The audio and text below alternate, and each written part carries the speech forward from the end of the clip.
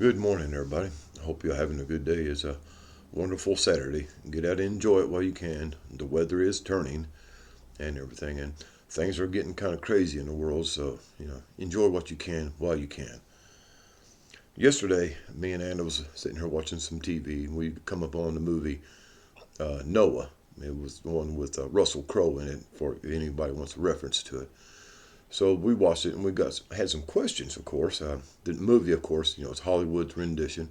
It's not always accurate, so you can't really use it as a basis for the truth or any kind of historical records.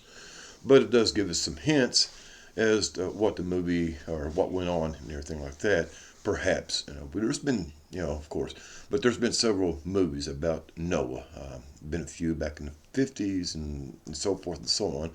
So we had several renditions about the flood that happened in that time. And of course, we do have historical records that indicate that this flood, mag, giant flood, happened across a lot of places around the world. And so, what really happened is what caused it. God's wrath and getting rid of the giants, etc., etc. All these different stories, or this one story, is the main thing. But historically, it was a flood and it wiped out a lot of stuff. I'm not going to say it covered a whole of Earth, but there's some questions about that also. But anyway, we'll go ahead and get into a little bit about it.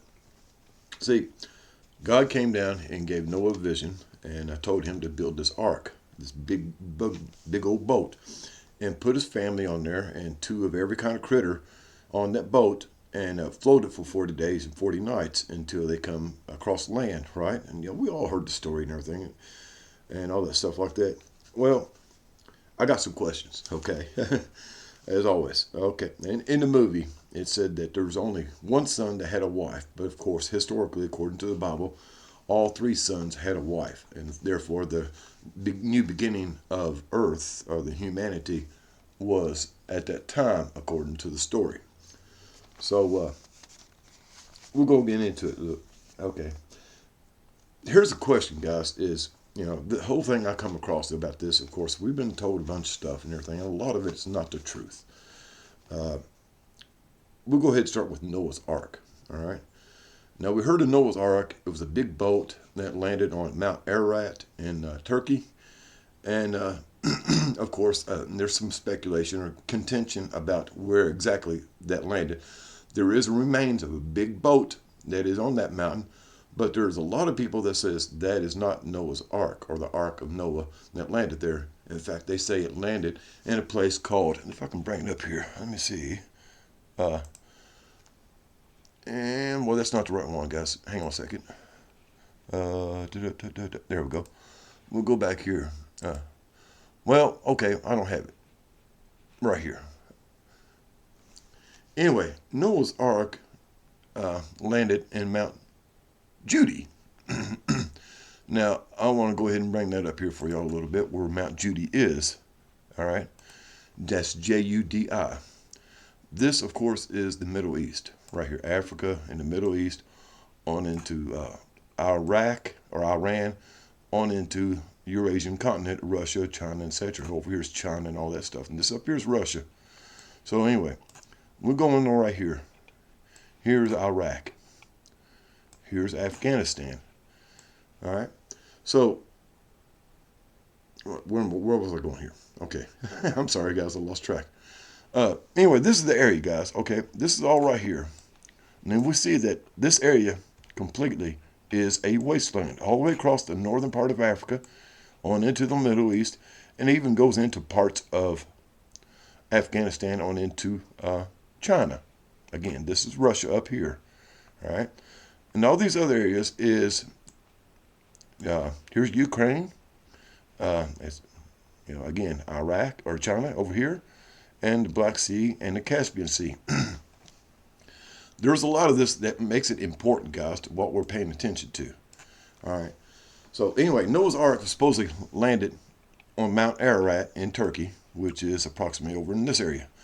But there's proof, evidence now that says that Noah's Ark actually landed over in here. What's over in here? Well, this area right here, or maybe not this area exactly, but this area right up here is exactly the Caucasus Mountains. Okay, maybe over here. Yeah, I'm sorry, guys. It's over here.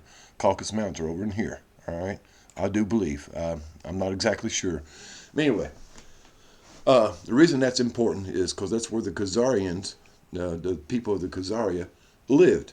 Who are the Khazarians? Well, that goes back to Tartarian area. At one time, guys, Tartaria was north of the equator. The equator is around here somewhere. I don't have the markings on it, but y'all know approximately. You can look it up yourselves if you want to, where the equator was. At one time, it was divided, guys. And I've been saying it's this. What's been going on is a big thing about North and South hemispheres, not just exactly everything else. So I'm getting rambling here, guys, and I'm sorry I don't really have myself together. But this all goes back to the Noah's Ark. Noah's Ark supposedly dropped in Mount Judy. That's part of the Caucasus Mountains. That's where the Khazarian Empire was before the split.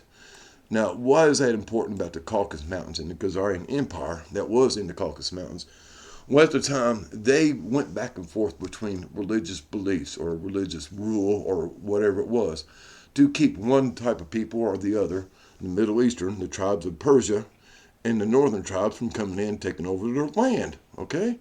They didn't want it, so they decided to kind of be Israeli. Now, Israel's right in here, guys, okay? And I ain't going to go into that. But they decided that they was going to be Jewish. That's why we get the idea that when the boat of Noah landed, it was in Mount Judy. Therefore, we get the term Judaism and Judea and Jew. It's right there in front of you guys, so you got to do some research it and everything. So anyway, that is there, guys. The Tartaria area used to be north of the equator, and south of the equator was not Tartaria. We can go into Atlantis and all these other descriptions of different lands. You got to remember, guys, also, continental drift pulled these lands apart. We had a big impact or something happened, solar flare, magnetic reversals and stuff. And y'all know, as we're here now, that causes plates and continents to drift apart. Anyway, go on back to another one here. The Khazarians here was traders.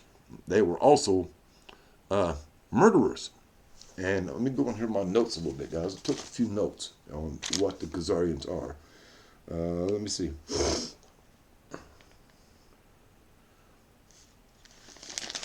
Just a minute, guys. I'm sorry. I'm kind of scatterbrained. Anyway, they kidnapped people, the Khazarians. They kidnapped them on the trade routes between here and going over to Turkey, right in here. So they raided people coming up out of the Middle East, coming out of China and out of Russia, and they waylaid these people and took their goods and killed them and sold their goods. They even got their names. They would invite these people. Used to, they called them gypsies. All right, guys? A long, long time ago, y'all heard the word gypsies. And that comes from this area right here. This is the Caucasus Mountains where the Khazarian Jews were. They would take people and get them drunk, and kill them. And they would rob them and take on their identity and go to Turkey or wherever and do the trading under the guise of other people's names. All right, because they had made arrangements to these people before they took off. They knew that they had to make arrangements to sell their stuff wherever they was going, so they sent letters of intent, messengers or whatever, and the Khazarians would intercept these letters of intent and find out who these people are and wait for them and kill them and take their stuff. And the other thing is, guys, what else they used to do there is they would eat people, and they were cannibals. And the reason that's important too, guys, is because, of course, we all heard about the giants that ate people and such, etc. And I'm going to get to this just now, guys. You got to remember that the Bible was written in 333 AD. It's 333 years after the death of Christ. Before that was the Old Testament, and then we had the New Testament. Anyway, the people that wrote the Bible was the people that was in Rome and also Israeli. They were not Jews. The Jewish nation did not come about until the Khazarians out of Judea, Judaism, moved into the Middle East. It's kind of obvious, guys, if you think about it and everything, that this is where this come from. And they was without land or a place to live because nobody wanted them, because everybody knew what kind of people they were. We modernly call them gypsies, but at the time they were known as murderers, thieves, and cannibals. Nobody wanted them around, so they had no land after they was run out of their country. Why was they run out of the country? Well, I guess the Mongols, the Chinese, Russian, and everybody else got tired of fucking with them and tried to wipe them out. They was run out of their mountains and everything. Again, I want to give you all a little reference. Most of the people in the Caucasus Mountains are over 6 feet tall, including the women. They have fair skin, and there is some red-haired people in that area. In fact, this whole area right here is dominated. Well, I won't sit and dominate it, but there's certain areas where everybody is fair-haired, fair-skinned, light-haired, red-haired, excuse me. Many of them have 6 fingers, and they are very tall. Again, this is evidence that north of the equator, there was a different type of species, human species on Earth. At one time, there were 7 different hominids or human species on Earth at the same time, living with each other. And it kind of got out of hand, and we wound up down with Homo sapiens, or whatever you want to call it. There was different kinds. There's pygmies and giants and Neanderthals, and etc., all living at the same time. Yes, no matter what they tell you, the history has been changed quite a bit. So anyway, the Khazarian Jews coming out of this area, they kind of filtered down and they set up shop in the Middle East. They had no land because nobody wanted them because of the record of what they are. So anyway, we'll go ahead and jump back into the story. Noah's Ark supposedly landed, according to some people, up here, not here. All right. And they had 3 sons, and all 3 sons had wives. And I'll go ahead and drop this down the other way here, guys, and bring up a couple other things here. Let me see here. All right. Genealogy of Noah and the sons, okay? And we got Adam was the first, the great, whatever. Noah was the 6th or 9th generation from Adam. And right here, y'all see Noah, who's the son of Lamech. And of course, Noah had 3 sons, Shem, Ham, and Japheth. Okay, and there's other descendants coming on down right here, Nimrod, the Philistines, etc. So we got that. Okay. Oh, another thing is, I want to bring y'all proof about where the ark landed. I'm sorry, I keep jumping around here, and I'm kind of scatterbrained about it. I picked this article up, and it was in Spanish, so I had to translate it. And there are some reasons to believe that it was not the place of Noah's Ark was placed. I'm talking about Mount Ararat. This being because the mountains on which it is an inactive volcano contains no evidence that it had been submerged underwater, since no fossilist rocks have been found on it. This suggests that the mountain was formed after the flood. In addition, Genesis accounts refer to Urartu area, a mountainous area located between the Black Sea and the Caspian Sea, much further south of Mount Ararat. To this, we must add that in the mountain, no remains of the ark has been found, despite the great efforts that have been made. There is also blah, blah, blah. Y'all can read this and everything. Right here's the web page, guys. I'm not going to leave you content. But what they said is that it was actually Mount Judy. Can't find it right here, right now. Here it is, right here.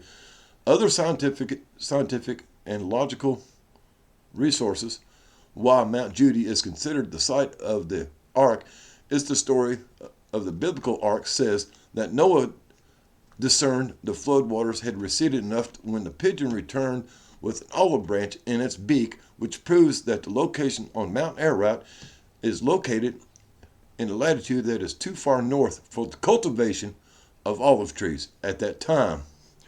This changes the location to Mount Judy, Judi, since the olive trees were cultivated in the plains of the Zizine in ancient times.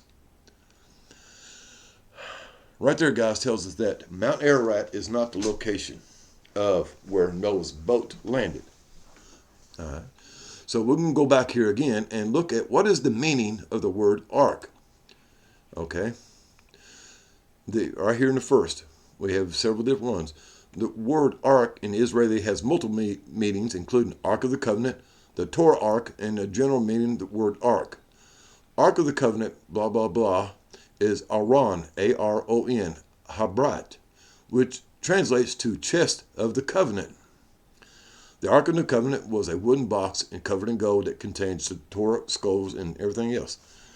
And I don't have it right here handy. I couldn't find it, guys. But the reason I'm bringing this up is because when Noah was building the ark, God gave him a covenant to build the ark, and he would save his lineage forever. He had a promise, an ark, a covenant, a promise. It was what a covenant is, a promise or a deal or an arrangement, if you will. He made a deal with Noah, you do this and I'll save your family. The ark of the Noah's ark was a box, just like the Ark of the Covenant. The reason we go to this is that there's no way you can put 10,000 species of animals on that boat. Even if they's all asleep and even if there's in cages hanging from the top and the bottom, there is no way. But what is possible, since we know that in ancient times they had a little bit more technology than what we're aware of, there is possible that they had a book in there, a tablet or whatever, a program, if you will, that contained record of all the DNA of species on planet Earth. How is that possible? Well, as we all know that the human DNA and most mammalian DNA is real similar. There's like a lot of connections between us and mammalian, plant, and reptile, and other aquatic, even birds, guys. We have all that DNA inside of us. So it's not really hard to set up one set of DNA patterns and just take small groups of that and alter it here and there to create a species. All right, to create a line of animals or people or whatever, birds. You can take the basic DNA and add a couple of things here and there, snips here and there, and add in this, and you can make different species. You can research this up yourselves, guys, and they've been telling us this for a long time. So Noah's Ark, most likely, in my opinion, was a box that contained a blueprint for the human species or for all living things on planet Earth at the time. There's no way, again, they could put 10,000 different species on this boat. So it had to be something that was portable, easily managed. I mean, guys, 10,000 animals on that boat, it's going to sink. It's made out of wood, and storms are coming. The ark was a box and contained a blueprint of DNA and other things like that that would bring about a new creation of species on planet Earth. Remember, the flood was supposed to wipe out everything, including the giants and everything. So that's that. And of course, that's the story. My idea is that the Ark of the Covenant, Noah's Ark, both are a box. In fact, both are the same thing, because if you realize that Noah line, his family, was the beginning of the Israelites, the Israeli tribe, the Israeli nation. So the Ark of the Covenant was transferred after they found it, after they recovered it or whatever, onto the tribes of Israel and everything. There's a lot of difference. I have a lot of different opinions about what the Exodus of Moses was, but we're not going to get into that. But I do believe it was a conquering effort. Again, I'll show you why. Because, let me see if I can find it here real quick. Google Earth. Again, Egypt was right here, guys. They contained all this area, was all Egypt. And if they wanted to, they was expanding this way. And the way an army goes was when they do a war thing, they would send out the foot soldiers first. And they would go across and invade whatever it is they're going to do. And the chariots and the cavalry and other things would come along afterwards. In fact, even the weapons of siege war would come along after the cavalry and others would come across. They would be the last ones to get there because they moved so slow. But the foot soldiers would move on their advanced guard into an action. So Moses was a military effort invading the Middle East on into Khazaria, Caucasus Mountains, Black Sea, Caspian Sea, on into Eurasia. While that was the Egypt part of the Khazarians that moved here, or was they trying to eliminate the Khazarian and all this other stuff? I don't know. I don't know. But one of the things I want y'all to pay attention here, guys, is how much waste land this is. All the way across through here, even down through here, and all the way across to here into Asia. Why was that? Speculations. There was a catastrophic event, asteroid, etc., that come in and just kind of laid waste to everything. Natural occurrences, well, it don't seem like it's kind of natural, since it's the only one area in the world that's really affected like this. The largest desert in the world comes from one coast in one country to other countries across the waterway to another country, another area. So that's kind of hard to think that. What I think, guys, is y'all know that Egypt was hungry for gold. This whole area may have been filled with gold and gold mines. And they mined all the gold from this area.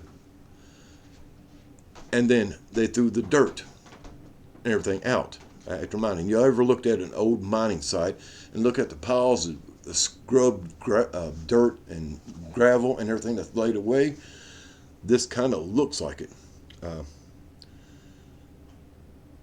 And then what would you do with it? Another thing, guys, is, I talked about the pyramids were ancient structures of energy. They gathered energy from the sun or the earth or whatever, from the atmosphere, and used it for something. Well, this morning I run across the things, somebody talking about alchemy, transferring gold, base metals into gold. We've all heard about the Anunnaki wanted a lot of gold, and they come here to get the gold. Well, this looks like it's been mined bare, and all the stuff taken out of it, and then everything else is thrown around everywhere it could, kind of like a mining site.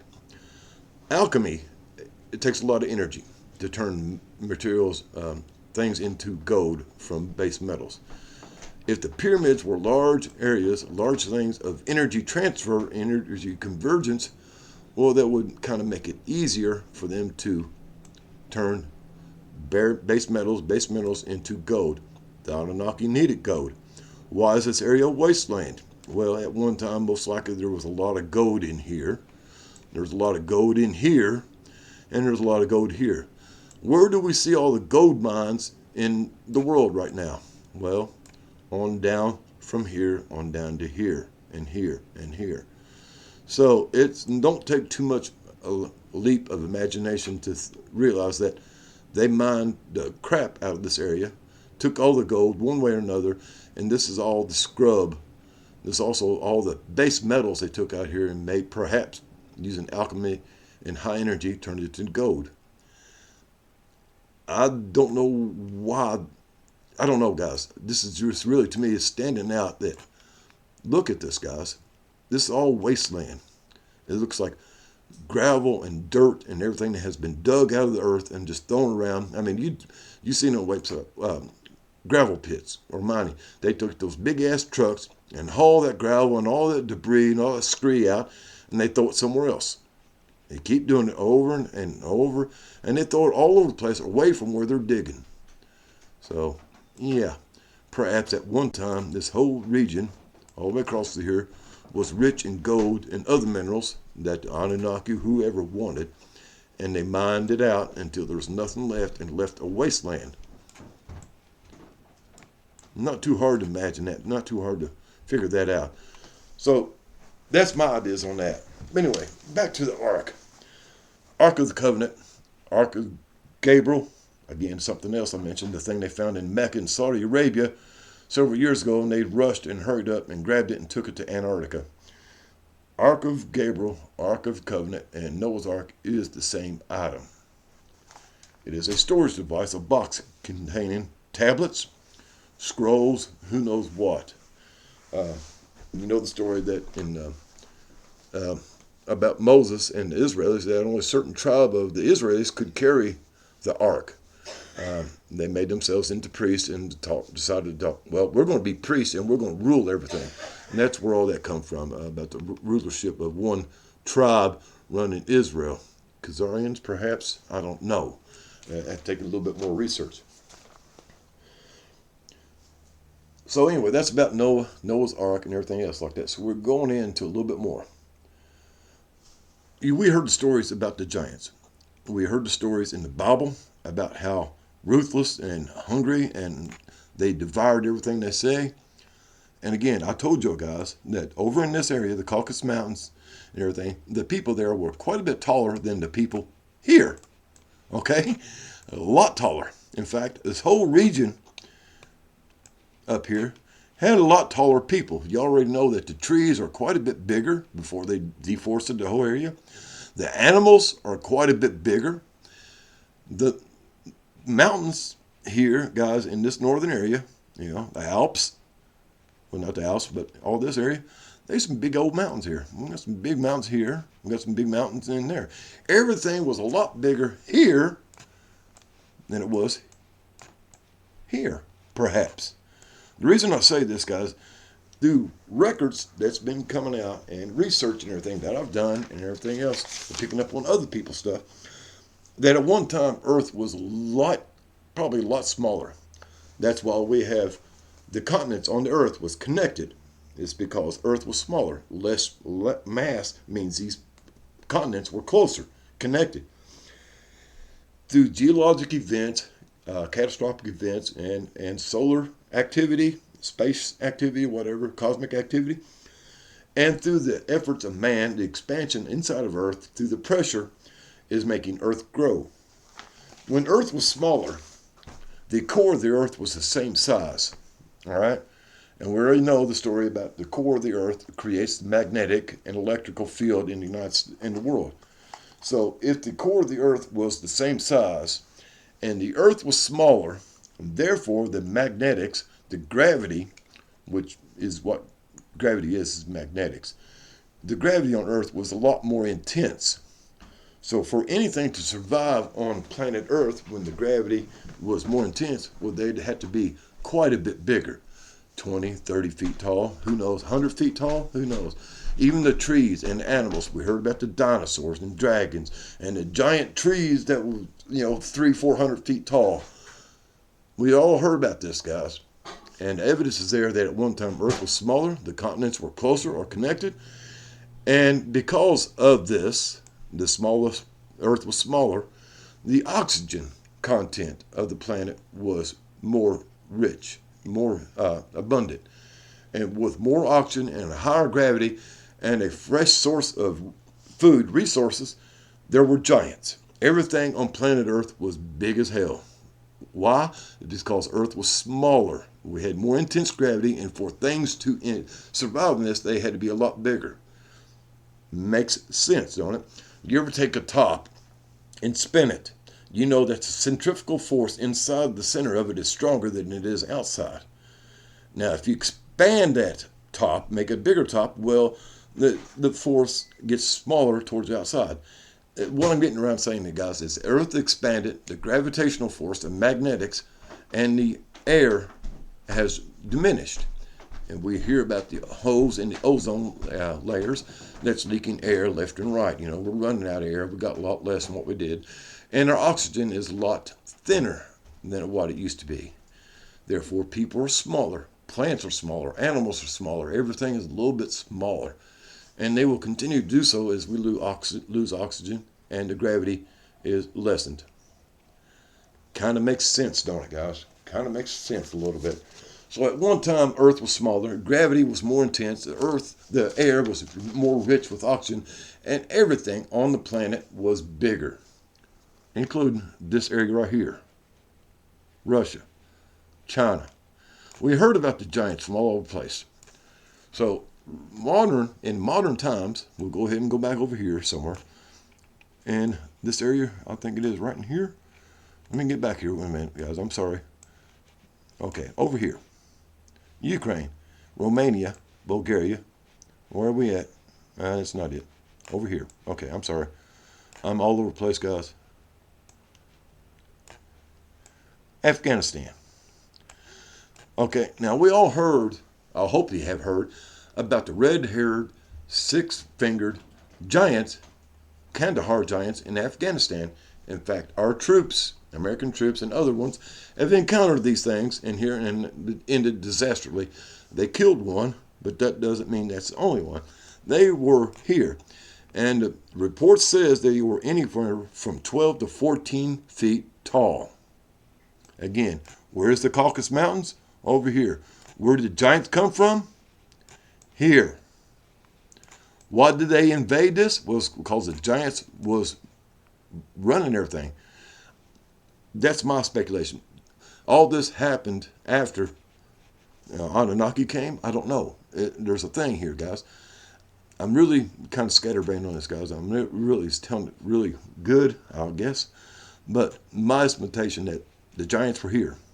We heard in the Bible that the giants were eating everybody and doing bad things all over the place. But they don't talk about they invaded their land. And that's exactly what happened. They come up through here. You know, the thing about any kind of history, guys, anybody's history, is the winners is the ones that decide what the history is. All right? Not you or I, but the winners. Okay? So the winners was the people that moved from Egypt, from the south, and into here, and on into here, in this area, were the winners of the battle. They wrote the history. They said that the people from up here was the bad guys. In fact, most likely they were defending themselves from an invasion of Egypt and others into their homeland. Kandahar, Afghanistan, the Caucasus Mountains, Ural Mountains, all that, guys, up in here. If you think about it outside the box, throw away the stuff you've been taught all your lives, it starts making sense. I'm going to read my notes again, so give me a minute. Oh yeah, another thing is, now you understand why they want to cover up the history. Why they want everybody to be in fear of whatever comes out of here. Why they think Russia and China is the bad guys. Why do you think there's a mud flood, purposeful mud flood going on, guys? Why do you think they're trying to erase all the history of everything that went on here, and here, and here, and here, and here? What do you think they all doing this for, guys? Well, it's to change the history. We're seeing it right before our eyes. They're erasing the history. It don't have to be with mud floods. These mud floods happen through natural disasters, cosmic events, and man-made disasters and man-made escalations of war. Okay, we already heard about them going into the Middle East in the last 2 or 3 wars, World War I, World War II, and the current escalation of activities in there. They're trying to erase all the history, all the knowledge, all the proof of alternative truth. They're trying to erase it and turn it into a one world government, one world society. We heard about it. Did y'all know that the one world or new world order, or one world order, has been used multiple times throughout the history for over 10,000 years before the Bible was written? Yeah, it's always been about trying to change the world over to a new world order, a new earth. Everything, guys. It's always been talking about that. You can research it yourself and check it out yourself. And it's right there. Okay, I'm reading my notes, guys. I'm sorry this one's a little bit longer than normal. I do have a little bit I want to put out here. Okay. And that's pretty much it, guys. Even though it didn't make much sense. But, guys, we've been lied to about everything. And we're seeing the erasing of history all the way through, across this line, all in all the world, everywhere. We see evidence of these people creating an alternative timeline, Mandela effects, if you will, and erasing history and mud flood created by man to erase the history to push us into a one world order, a new world order. Y'all see it all there, guys. And right here, I'm trying to point it out. I'm probably scatterbrained. I haven't had a good joint yet. But, you know, like I say, me and Anna keeps working on this stuff. We're trying to pull it together and point it out to you guys. And I don't think without Anna's help in pointing out stuff, me asking her questions, and I'm going to tell you guys, she knows a lot more than what you might imagine. But without her help, I couldn't bring all this up and tell you. Of course, I'm not writing ahead, but my logic is accurate. I might have a vivid imagination about what's going on, but we do know that we've not been told the truth. We do know that pretty much everything we've been told is a lie. So therefore, it's on us, actually, our obligation to discover the truth, wherever it may lead, whether it's to where we want it or not. But we do need to find the truth. The truth will set you free. Free of the binding oligarch control system that they have imposed on us. That's it, guys. You just got to be free, and you got to erase everything you ever learned and start over. You got to start with 1 + 1 = 2. 2 + 2 = 4. And everything after that, well, who knows? But I hope y'all have a groovy day. Leave comments if you want. Ask questions. I may have an answer. I may not. But it's there. But I hope you'll have a groovy day. Start thinking, guys, and quit reacting to what they tell us. You need to be critical about what you're thinking, critical about what it says you read, and what they tell you is the truth. Because, by hell, they fucking lied. Later.